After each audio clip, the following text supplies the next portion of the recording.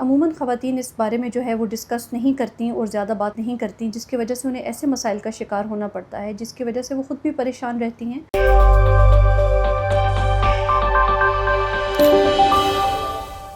السلام علیکم، میرا نام ڈاکٹر یسریٰ خان ہے اور میرا تعلق میڈیسن کی فیلڈ سے ہے۔ میری اسپیشلٹی جو ہے وہ ماہر امراض زچہ بچہ ہے، اور میں آج خواتین میں ماہواری کا جو ایک عمل ہے جو رک جاتا ہے اس کے متعلق بات کرنا چاہوں گی۔ یہ ایک ایسا موضوع ہے جس پہ ہماری عوام کو اویئرنیس بہت کم ہے، اور اس کے بارے میں آگاہی دینا ہم ڈاکٹرز کا ایک فرض ہے۔ عموماً یہ مسئلہ جو ہے یہ خواتین کو 45 سال کی عمر کے بعد شروع ہوتا ہے، لیکن کچھ خواتین میں یہ 45 سال سے پہلے بھی دیکھنے میں آتا ہے کہ یہ عمل جو ہے رکنے کے قریب آ جاتا ہے۔ عموماً خواتین اس بارے میں جو ہے وہ ڈسکس نہیں کرتی اور زیادہ بات نہیں کرتی، جس کی وجہ سے انہیں ایسے مسائل کا شکار ہونا پڑتا ہے جس کی وجہ سے وہ خود بھی پریشان رہتی ہیں اور ان کے گھر والے بھی پریشان ہو جاتے ہیں۔ دیکھیں، یہ ایک ایسا عمل ہے جو اللہ تعالیٰ کی طرف سے ہے اور یہ ایک قدرتی عمل ہے۔ یہ عمل جب شروع ہوتا ہے تو اس سے کچھ عرصہ پہلے، 1-2 سال پہلے، خواتین کو ماہواری میں بے قاعدگیاں شروع ہو جاتی ہیں، جنہیں ہم اپنی زبان میں پیری مینوپاز کا نام دیتے ہیں۔ جب یہ پیری مینوپاز کا فیز سٹارٹ ہوتا ہے تو اس میں عموماً ماہواری جو ہے بعض اوقات بہت زیادہ آتی ہے، بعض اوقات ماہواری کا دورانیہ بڑھ جاتا ہے، یہ 1-1.5 مہینے بھی چلی جاتی ہے، بعض اوقات ماہواری بالکل نہیں آتی، بعض اوقات آتی ہے تو صرف ایک دھبے کی صورت میں ہوتی ہے۔ لیکن یہ فیز 1 سے 2 سال کا ہوتا ہے۔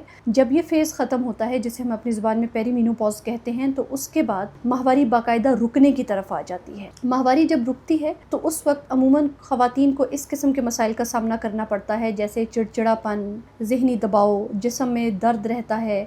اس کے علاوہ ایک بہت کامن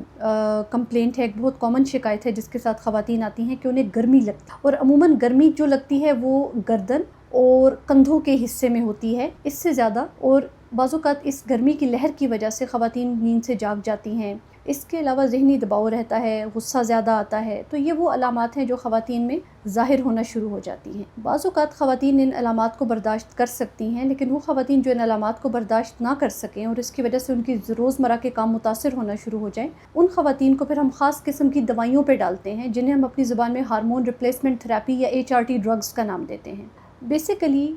بنیادی طور پہ اگر دیکھا جائے تو یہ جو ماہواری رک جانے کا عمل ہے، 2 خاص قسم کے ہارمونز ہیں جو خواتین کے جسم میں پائے جاتے ہیں، ایک کا نام ایسٹروجن اور دوسرے کا نام پروجسٹرون ہے۔ ان 2 ہارمونز کا جب آپ یہ کہہ لیں کہ لیول خاتون کے جسم میں گرنا شروع ہو جاتا ہے، جو کہ عموماً 45 سال کی عمر کے بعد شروع ہوتا ہے، تو اس کی وجہ سے ماہواری میں یہ بے قاعدگیاں آنا شروع ہوتی ہیں۔ آپ یہ کہہ لیں کہ جب یہ ہارمون بالکل جسم میں ختم ہو جاتے ہیں تو اس وقت ماہواری مکمل طور پہ رک جاتی ہے۔ جو خواتین اس قسم کی علامات سے پریشان رہتی ہیں اور یہ ان کی روزمرہ کی زندگی کو متاثر کرتے ہیں، انہیں ہم ایسٹروجن پروجسٹرون کے کمبینیشن ڈرگز پہ ڈالتے ہیں۔ لیکن ان ڈرگز کو دینے سے پہلے خواتین کی ہسٹری میں ہمیں کچھ خاص قسم کی چیزیں دیکھنا پڑتی ہیں، جیسے کہ شوگر کا مسئلہ، بلڈ پریشر کا مسئلہ،